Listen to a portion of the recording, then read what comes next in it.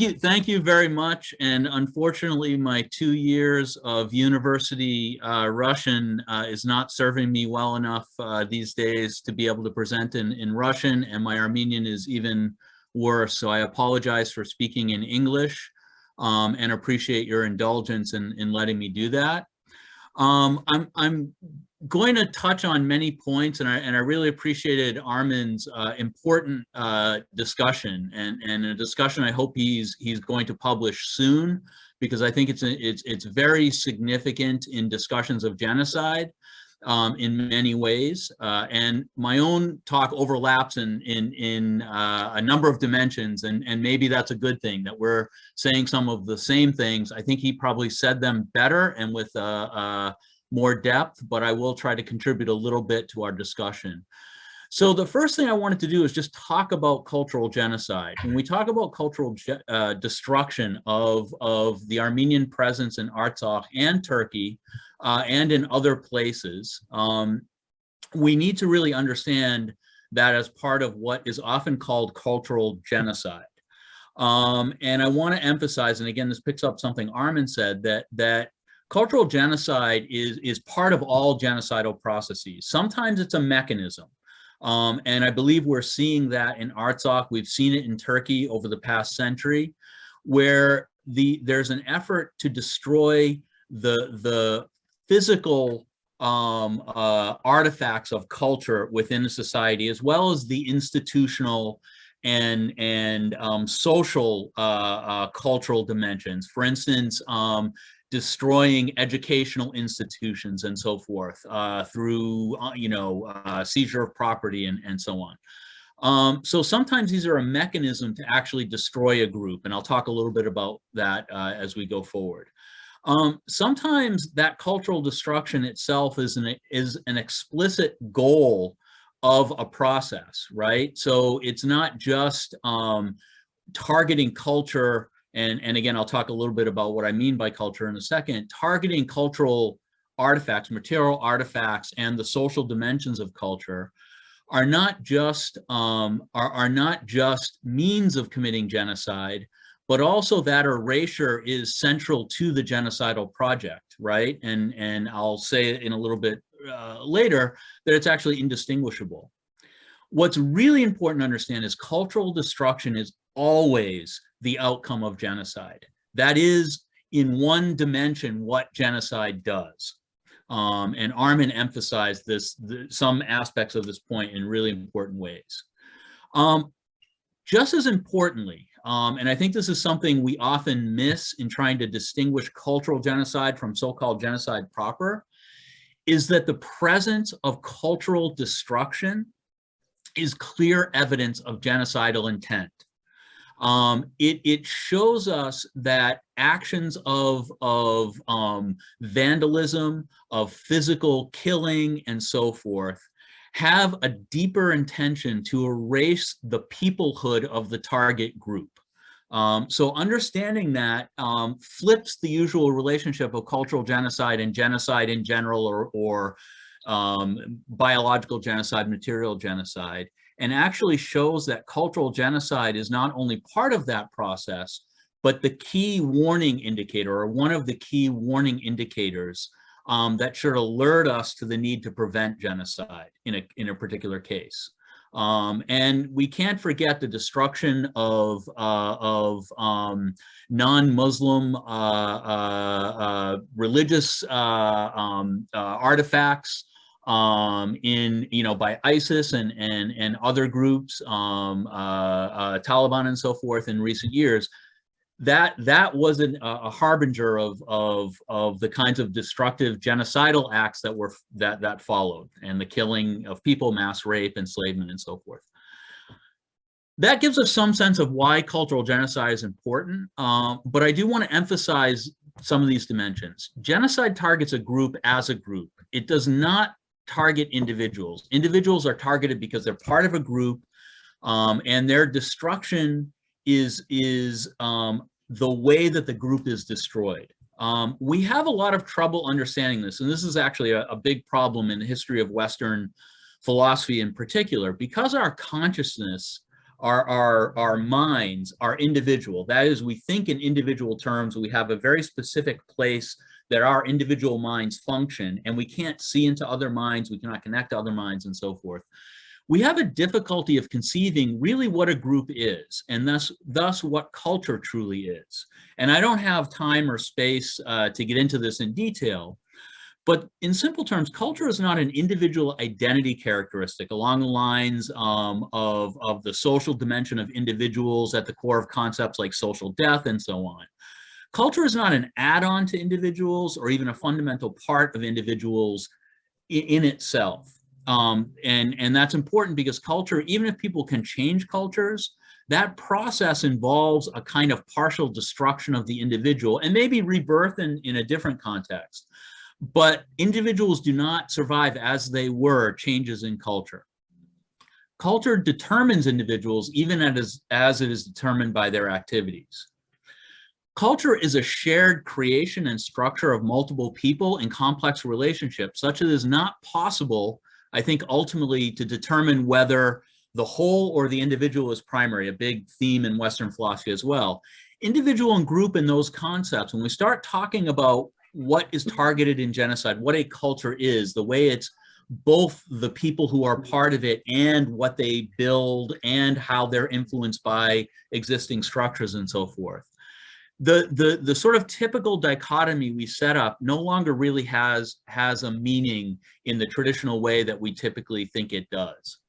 And culture has all sorts of dimensions: material, symbolic, behavioral, relational, and so forth. It's about institutions, museums, networks, styles of art, behavior norms, and exceptions to those norms, and so much more. It's an environment, it's a product, and individuals are fundamentally part of that. We swim in the ocean of culture, but we also make the water of that ocean and the things we find in it.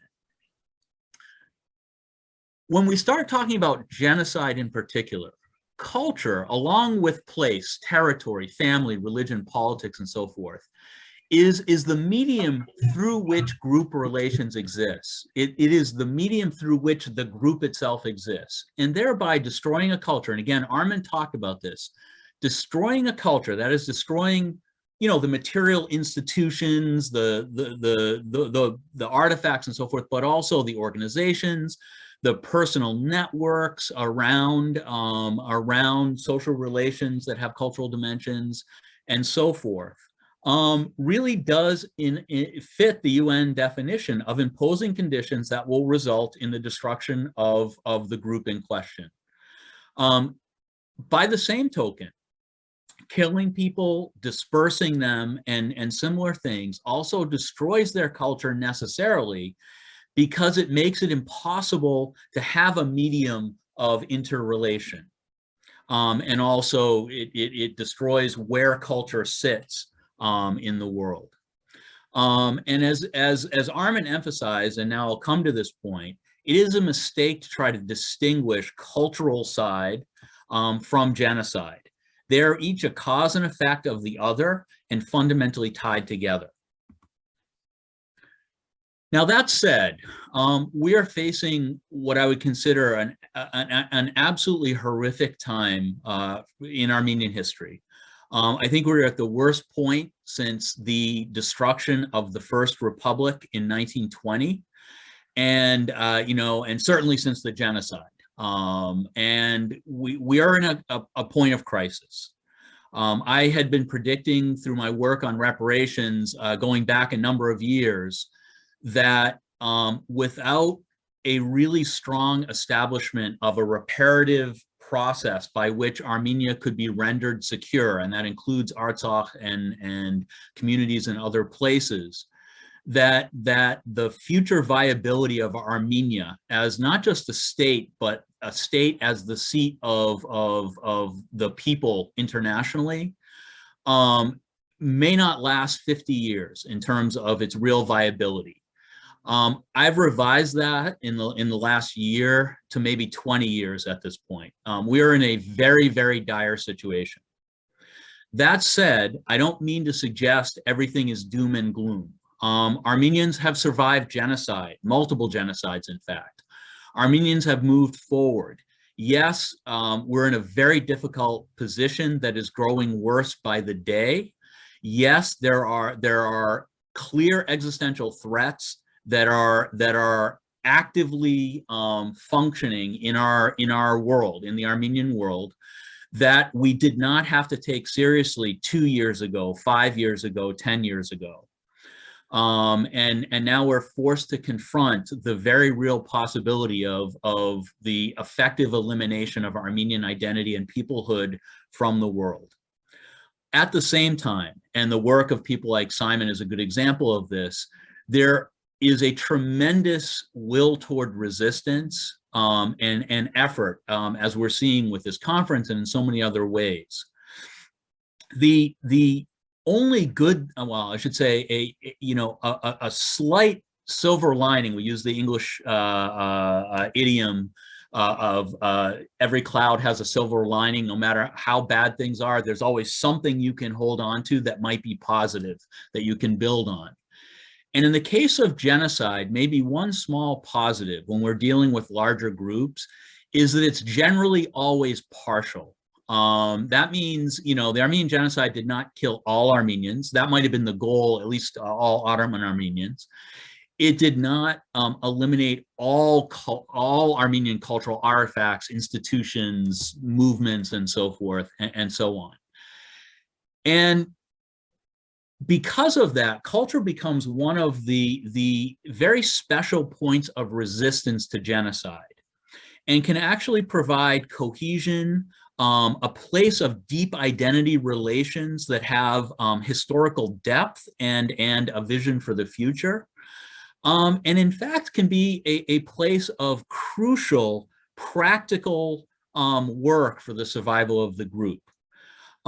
We can see this in the literature that emerged from the genocide and continues to emerge, the visual arts, the other kinds of things, even in the memorial culture, the monument culture that's come out of the genocide for Armenians, and how important those artistic works are for a sense of continuity into the future that ties to the past, not just as a kind of sad remembrance of the horrors of the past, but as a point of resistance that asserts an Armenian presence in today and in the future. And so that resistance is really important, and that resistance has multiple dimensions, and I'm going to touch on these as I go forward. One dimension is preservation of the past. The kind of work that Simon is advocating is really important in this. We need to retain what exists, right, which is under threat all the time, for the reasons that are all clear, that I think Armin did a great job of talking about. But we also need to recognize that even the most ancient of Armenian traditions, cultural traditions, are not part of a static legacy that we simply hold on to. They are part of a dynamic and emerging cultural evolution that is the lifeblood of a community. Native American art is not something from the past, it is something in the present, for instance. And this is true of all groups that have been subject to genocide and all groups in general. And we can see this, again, I mentioned the literature. I think of someone like Arshil Gorky, and my sister actually has written a great book on him as part of her art historical work. That Arshil Gorky is a great example of this, because he was deeply influenced by Armenian artistic traditions, including icon painting, which you can see in some of his more representational art. And at the same time, out of that tradition and his experience of genocide and the trauma that impacted, he built not just an Armenian movement, abstract expressionism, and he was really the key person in generating this, but a universal artistic movement that, although it's rarely recognized, really comes out of an Armenian consciousness. And this is absolutely crucial. So he created a whole new cultural future out of the remnants of the Armenian cultural past. So it's really important that this resistance can be profound, and it can have implications for the entire world. Armin mentioned Lemkin's work on genocide, and particularly the cultural dimensions of genocide. And one of the things that Lemkin emphasized about genocide is that the destruction of a group harms all humankind. It is a true crime against humanity. And part of the reason for that is, and he stated this, when a group is erased, all of their cultural, intellectual, practical, economic, political, and so forth contributions to humankind are lost. Not just past contributions are erased, but future contributions are lost. And so we can see the value of Gorky surviving the genocide and Armenian identity surviving the genocide was creation of an artistic movement that has had profound importance for the entire human community across the globe. Oh, I'm sorry. Jump in here. It's absolutely crucial to understand that part of dealing with the past, that the past is important when we talk about the cultural and ultimately biological or material survival of a group that has experienced genocide, that is experiencing genocide. That the past destruction of its culture, to the extent possible, needs to be rectified. In addition, the cultural traditions that still are there, the cultural artifacts, the organizations and so forth, need to be supported, preserved, restored, and so forth. Those are the basis of the future viability of the group's culture. And as we've talked about, that culture is the basis of the future of the group as a group.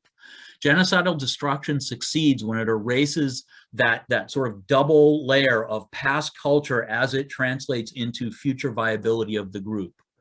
And we can see that Turkey and Azerbaijan are very intent on destroying the remnants of Armenian cultural artifacts that they have control over as part of this destructive process. There is an obligation, and I know the topic of the conference is really about this. There is an obligation to repair the impact of a genocide. And I know I need to cut things short, so I won't say much in depth about that. But both in terms of the prevention of further destruction of past cultural artifacts, institutions, and so forth, but also in terms of their restoration as the basis for and actual material support for future cultural development by victims of genocide is absolutely crucial to addressing the problem of genocide, the impacts of genocide. Reparations are not just about monetary payments and so forth. They're about restoring the actual viability of a group going forward. And this is absolutely crucial to understand. So again, I have spoken about these points. I know that I'm over time, so I want to just really try to end here, maybe on the point that there are other dimensions. I mentioned denial. I'm sorry, I haven't mentioned denial. Armin mentioned denial, but that destruction of culture adds a great impact to denial. It makes denial more effective, and it is another mechanism that allows further genocide, both in terms of cultural destruction, but also in terms of the sort of more direct violence. Just to go forward, there are many things that need to happen. I can get into more detail about this in question and answers, but recognizing what was destroyed through scholarship is crucial.